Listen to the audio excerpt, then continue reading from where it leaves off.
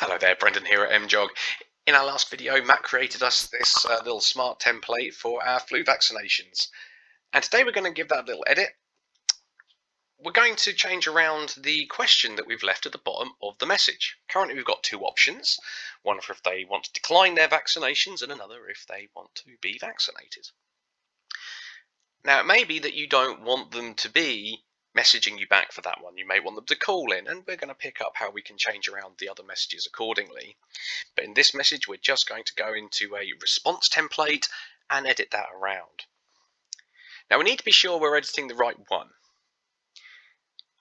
To that effect, I'm going to go and edit my template. We're in the Smart section of it. If I scroll down, I'll find the big grey box that contains our actual question. So response template is vaccination 1 with a question of do you want this vaccination and two options out the side of it. So vaccination 1 is what I'm going to need. I'm going to back on up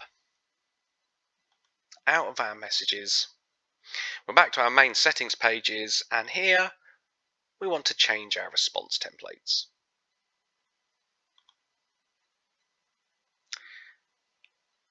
Vaccination 1 was the one I was after.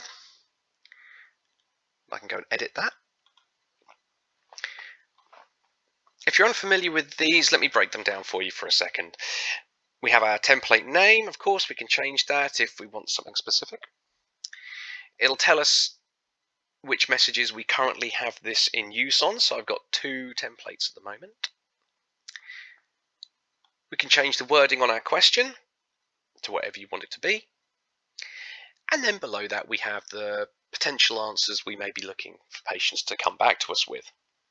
Currently, we have two, accept and decline, and we can add any more we want to do.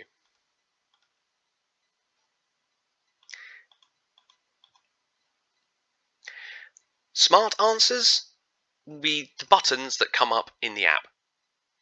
So we'll have two buttons as we saw, one saying no, I don't want vaccination, and the lower one saying they do. Text answer, this won't add it to your text template, and we'll come to that in a follow-up video, but this just helps the system understand what it is you're looking for and potentially what you want to code off the back of this message.